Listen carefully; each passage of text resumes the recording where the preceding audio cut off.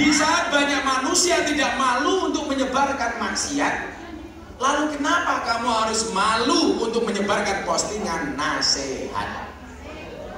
Betul? Sekarang coba Anda lihat loh, orang maksiat saja diposting bangga kok. Gua mau tangkap cekrek. Susunya kita separuh. Itu aja bangga kok. Masa kamu ngaji posting kamu gengsi? Posting. Paling gue mau dicereweti kalau mau dicoba ngono. Kayak kita ngaji apa kampanye cocote. Kuwi iki sing ngeloke Gus Miftah kampanye mergo wong iki ya ora tau melu ngaji. Betul? Kalian biasa-biasa saja. Untuk wongnya rata. Wongane mburi, Gus. Ora teko ora kono begini.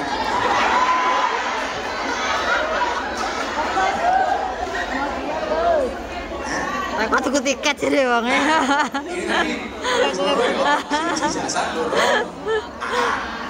Sing nomor 3, hati. Kalau jasad itu konsumsinya makanan yang bergizi, akal itu konsumsinya ilmu, maka hati itu konsumsinya iman. Iman. Konsumsinya hati itu ya iman. Makanya kenapa doa yang sering kita baca itu apa, Dok? Ya muqallibal qulub sabbit qalbi ala dinik. Kita boleh kehilangan dunia, kita boleh kehilangan harta, kita boleh kehilangan tahta, kita boleh kehilangan pria dan wanita, tapi ingat, jangan sampai kita kehilangan agama.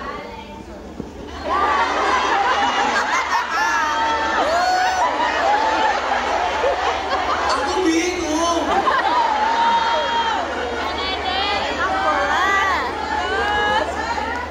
Makanya saya bilang kita boleh kehilangan dunia untuk Allah, tapi jangan pernah kehilangan Allah untuk dunia. Dan yang berpotensi kehilangan dunia itu perempuan. Kasih tahu ya, kamu beda tangan kan? Ini semana aku di. Apa tuh bedanya wong lanang karo wong wedok? Bedanya laki-laki dan perempuan itu sama. Bedanya apa? Laki-laki itu semakin kaya, dia akan semakin butuh perempuan. Tapi perempuan semakin kaya tidak butuh.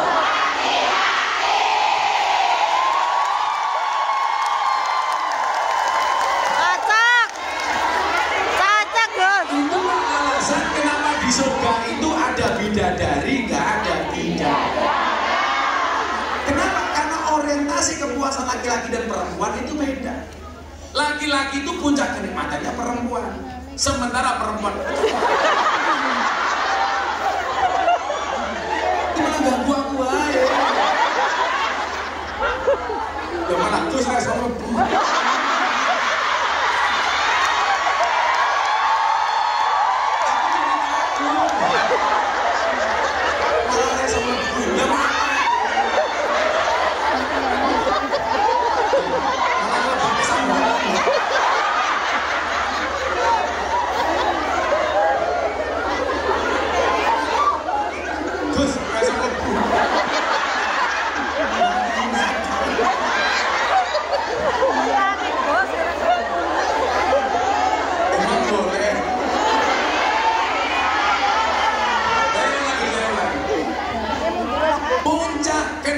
Dari laki-laki itu perempuan.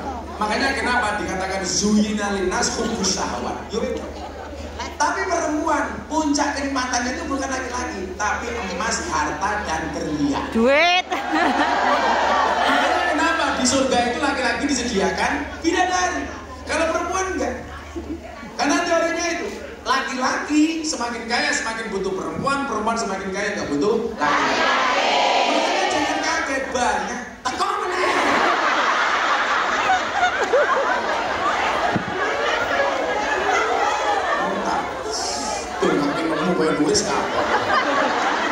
Amin. Makanya banyak. Kenapa wanita cantik itu banyak suaminya justru merongos? Karena yang dilihat bukan merongosnya tapi duitnya. Duit. Betul? Wong lanang iki ora penting ganteng, sing penting duit. Karena nunggu wong wedok duit kuwi luwih penting daripada Allah.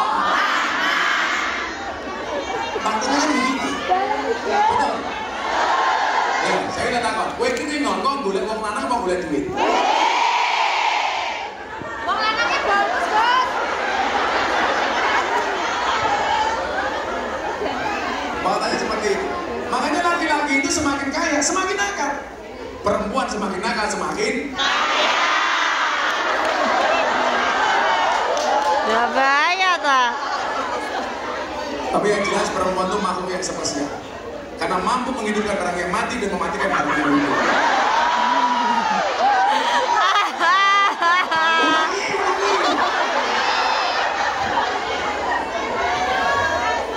Jadi itulah, makanya dibutuhkan hati yang bagus. Hati. Itulah kenapa Nabi kemudian mengatakan innallaha la yanzuru ila ajsamikum wala ila suwarikum walakin yanzuru ila qulubikum wa amalikum. Sesungguhnya Allah itu tidak melihat bentukmu, tidak melihat gambarmu. Kowe bentuke kaya apa Allah ora bakal gagas. Kabeh mung titipan. Jadi kalau ada orang kemudian hanya ngiri dengan temannya yang cantik, kemudian kamu jelek, berarti kamu sopan sama hanya maidu Gusti Allah. Maidu Gusti Allah. Jelek juga gitu.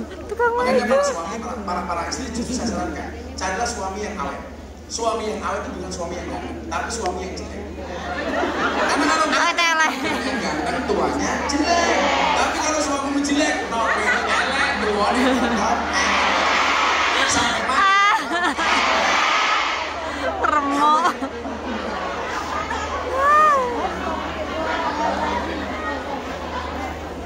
Kok Gus Minta gantengnya awet, karena kamu ntar formali. Nah, kemudian apa? Ternyata manusia itu kemudian dipilih lagi sama Allah.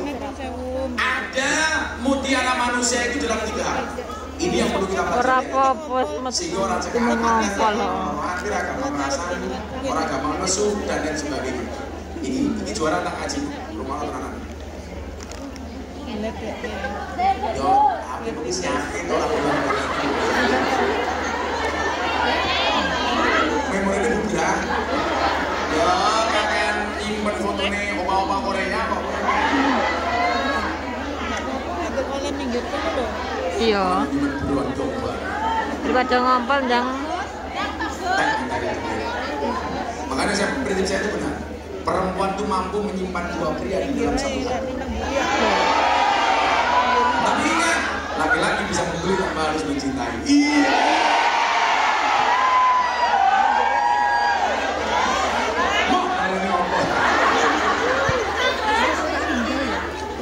Jawahirul insan punya salah satu. Mutiara manusia itu ada dalam 3 hal. Jadi Anda bisa melaksanakan 3 ini. Anda ibarat mutiara dalam dunia. Berapa apa? Coba, kalau mutiara itu pasti bersih. Artinya apa? Kalau ada mutiara di dalam hati, maka posisimu di hadapan Allah. Coba saya mau tanya, biasanya yang menarik perhatian itu yang gelap apa yang bersinar? Yang bersinar. Artinya apa? Kita harus menjadi mutiara. Supaya apa? Supaya Allah melihat kita. Bukan kok Allah nggak lihat kita sama sekali, enggak. Allah itu punya jutaan miliaran orang yang ada di muka bumi. Makhluknya banyak. Bagaimana kemudian kita mencuri perhatiannya? Ternyata manusia itu ada dalam 3 hal. Mutiara manusia itu dalam 3 hal. Yang pertama, kitmanil fakri, menyembunyikan kemiskinan, menyembunyikan kefakiran. Jadi kere itu cuma ketok-ketok. Betul? Kita itu kan kadang-kadang sengaja mengumbar kemiskinan kita di hadapan teman kita sendiri. Kabar yuk. Alhamdulillah hampir. Tapi itu gajianku setentek. Tapi ya masih belum. Wong teko. Biasanya sih aku sangat itu biasa nih. Wih jilbab ireng bajunya putih. Panitia. Panitia, Bro. Jadi kayaknya pas pandemi kayak, wah, pas pandemi bukan pengajian, wah, utang ilham kata, wah. Coba, kitmanil fakri, menyembunyikan kefakiran. Fakir itu jangan ditampak-tampak. Kamu itu kalau posting sesuatu di WA story atau di IG story, yang diposting yang senang-senang saja. Gue kira posting sesuatu yang menyedihkan, orang lain tidak akan menolongmu, justru akan membuli. Orang mungkin punya solusi paling modal.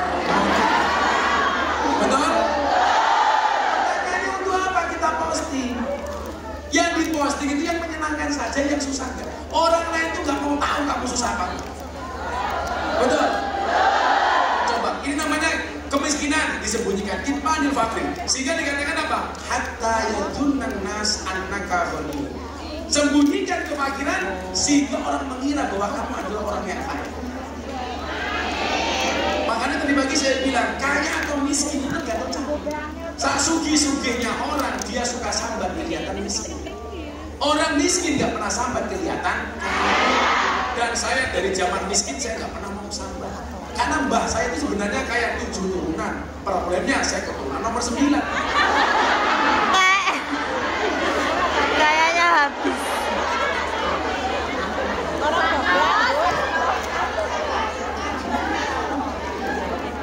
Jadi saya paling anti kalau kemudian harus menampakkan kemiskinan.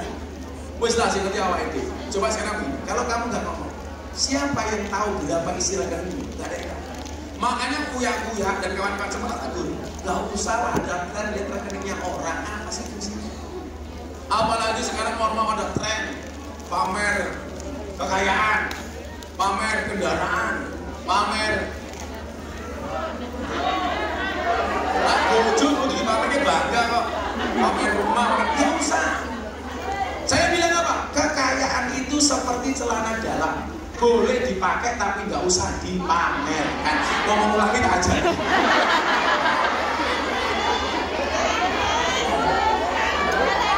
Kekayaan itu seperti celana dalam, boleh dipakai tapi nggak usah dipamerkan.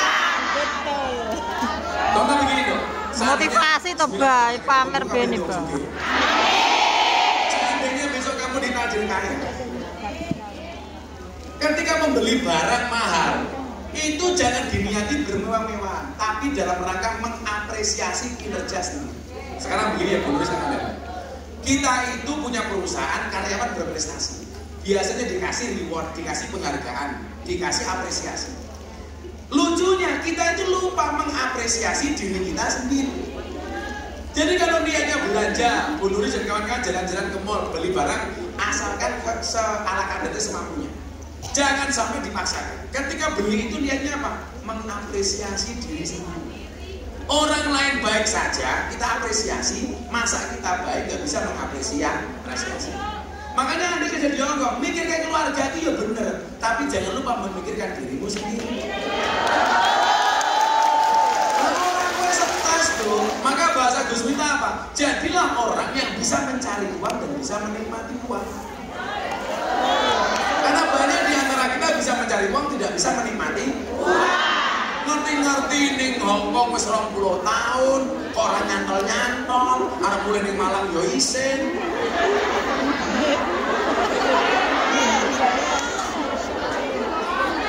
Mulai main morot wae. Malang sing ngurusi pengajiane sapa bae.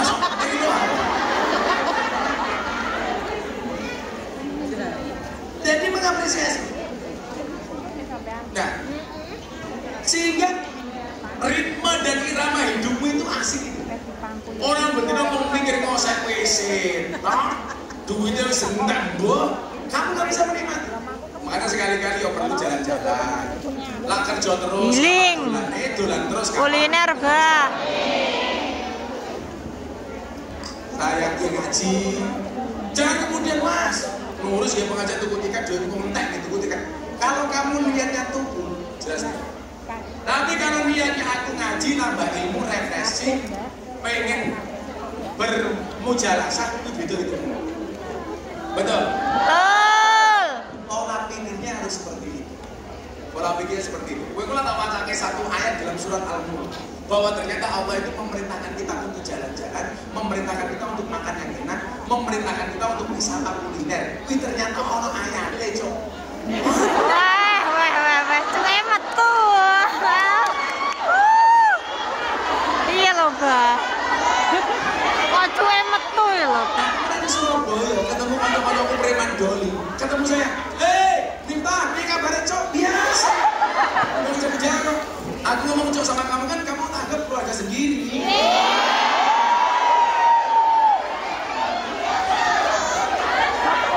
Saya itu kan di Surabaya. Ini kabarnya Cok? Ajak api su, aku yang mana?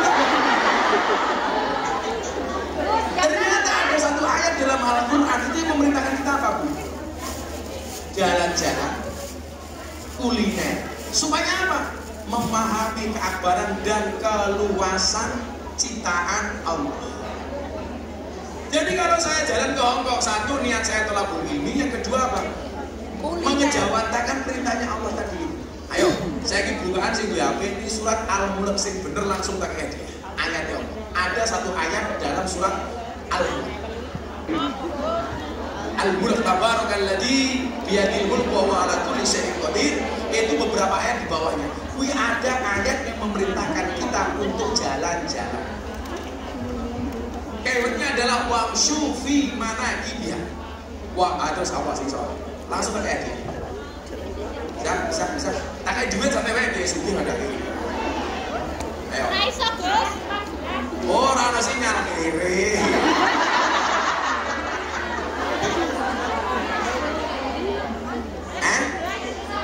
Ayat 15 bunyinya apa?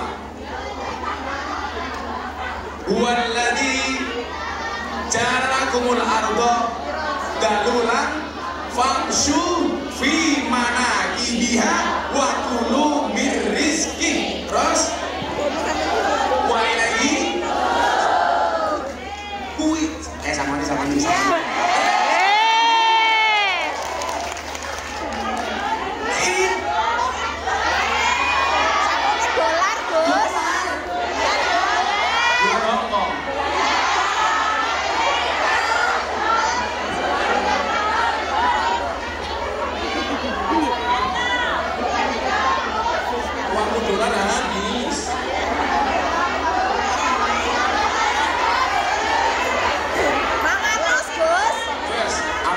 Isinya, satu sebenarnya. Sejumlah orang atau segini.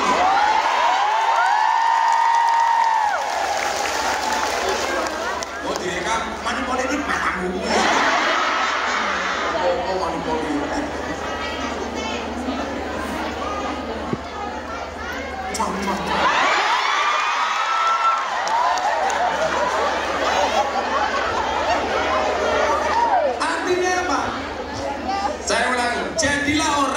Mencari uang dan bisa menikmati uang. Makanya kemudian bagian gaji mungkin ono nggih keluargamu, ono nggih awakmu, ono sing dadi sedekah. Nah, sedekah kok apa Gus lagi duit awek, kita kerasan. Bagilah sedekahmu dalam 4 hal. Eling-elingan, 4 hal. Nanti kalau saya ngomong 2 hal, 2 meneh. 4 hal kita enak. Alladzina yunfikuna amwalahum bil-laili wan nahar sirron wa alaniyah. Sedekahmu itu 8 hal. Lah kowe duwe $100 umpama. Sing $20 mau sedekahke bil-laili malam hari. Sing $20 wan nahar siang hari. Yang $25 sirron sembunyi-sembunyi. Yang $25 wa alaniyah dan terang-terang. Jadi sedekah itu dalam 4 hal. Awan, bengi, terang-terangan, tersembunyi. Maka siapa bilang sedekah terang-terangan nggak boleh? Boleh. Sedekah itu terang-terangan boleh, sembunyi-sembunyi boleh. Yang nggak boleh itu sembunyi-sembunyi nggak sedekah, terang-terangan cangkem mecret. Biasanya jilbabe putih.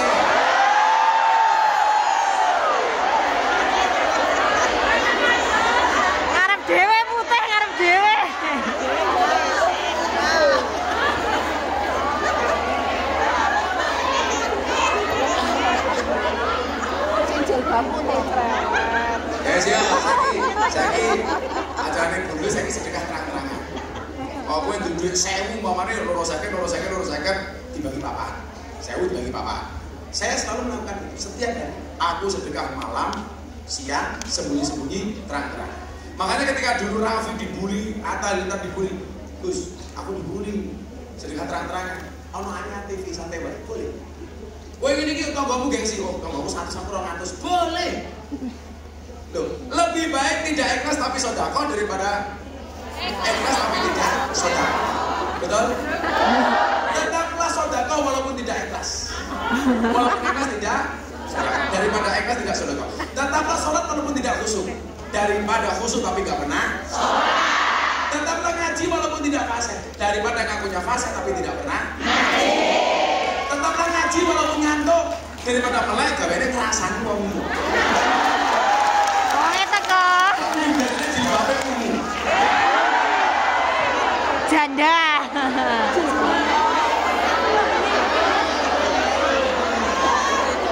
Wes ya, kata Gus tadi kita kontakin Pak jalan. Ayo siap-siap. Wis selawatan, kontakin lagi untuk. Sing ngomong rasa pelit. Kowe pengen jogging kaya Bisma yo gimana? Salsel nyanyoh cacul cerangkrot begini.